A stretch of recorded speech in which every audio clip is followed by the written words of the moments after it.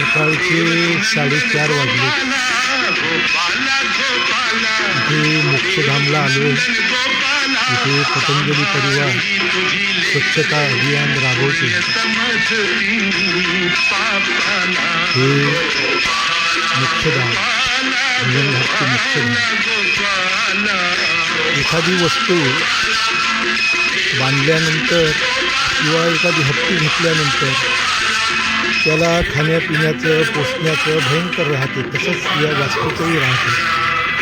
एखादी वास्तू नवीन निर्माण झाली पण त्या वास्तूची देखभाल जर झाली नाही तर ती वास्तू सदैव खराबच पडून राहील.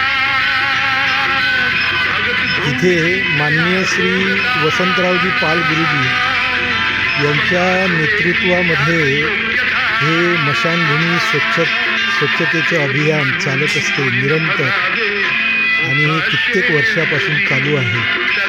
आणि त्यामुळेच हे आपल्याला मोक्षधाम अत्यंत सुंदर स्थितीत दिसते.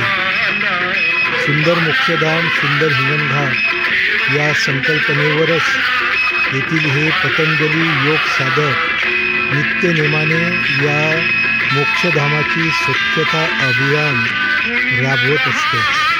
चला आपण त्यांच्या कार्यामध्ये जाऊ, त्यांचे मनोगती घेऊ.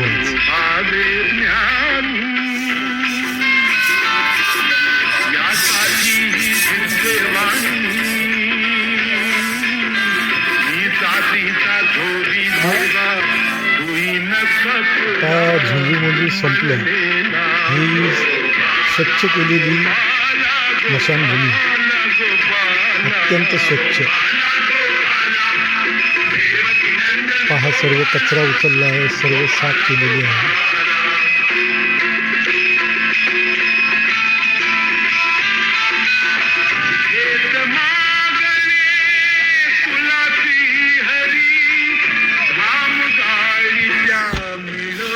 अत्यंत स्वच्छ झालेली मोक्षधाम.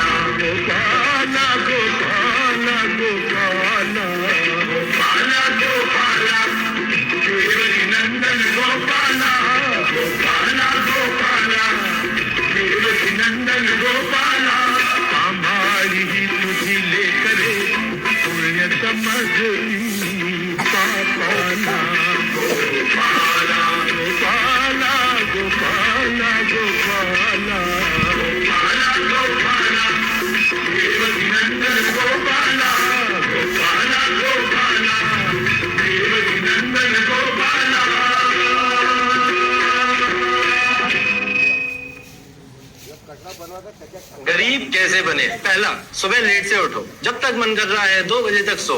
दूसरा, या हिंगणघाट मोक्षधाम स्वच्छता अभियानाचे नेतृत्व करणारे मान्य श्री वसंतराव पाल गुरुजी हे आपले मनोगत सांगतील. गुरुजी बोला. सगळ्यांना ओम, सगळ्यांना प्रणाम.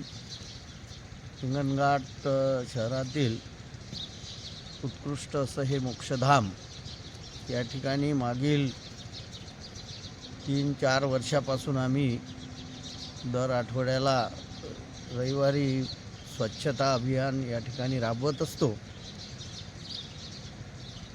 संपूर्ण आमची पतंजली योग समितीची टीम या ठिकाणी येऊन स्वच्छता करत असतात. अत्यंत स्वच्छ असं आणि उत्कृष्ट असं हे मोक्षधाम असंच हे राहावं अशी मी सगळ्या नागरिकांना विनंती करतो की सगळ्यांनी या ठिकाणी आल्यानंतर जो कचरा आहे, आपण जे नाश्त्याच्या प्लेट्स आहेत त्या इकडे तिकडे इतरत्र न फेकता ज्या डस्टबिन या ठिकाणी ठेवलेल्या आहेत त्या डस्टबिनमध्ये गोळा कराव्या. पाण्याचे ग्लास डस्टबिनमध्ये गोळा करावे.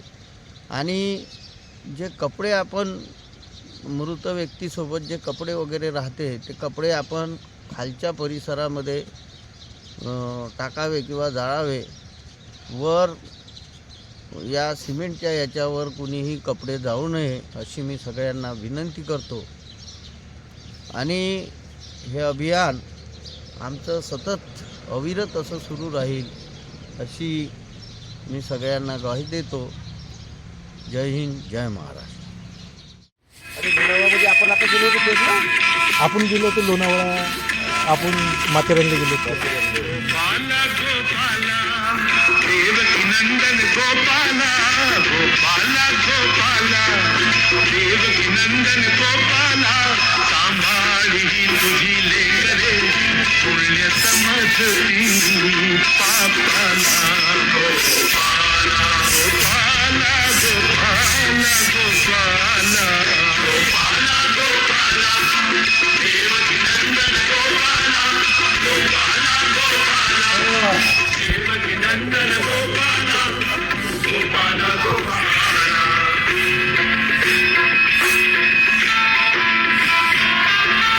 ही धोंड्याला म्हणती देवता भगत धुंडती तया जोगता स्वतःच देवी त्याच योग्यता मैतीला येणाऱ्या सर्व प्रियजनांना विनंती आहे की मैताचे कपडे या पायऱ्यांवर जाळू नका. तुम्हाला जर जाळायचे असतील तर या पायऱ्याच्या खाली कपडे जाळावे. पायऱ्यावर जाळल्यामुळे तो कचराही साफ होत नाही आणि पूर्ण ते तसेच डाग पडून राहते. इथे बसण्यासाठीही उपयोगाची आहे आणि राख विसर्जित करण्यासाठी सुद्धा या पायऱ्यांचा उपयोग होतो. कृपया कोणीही या पायऱ्यांवर कपडे जाळू नये. धन्यवाद गुरुजी.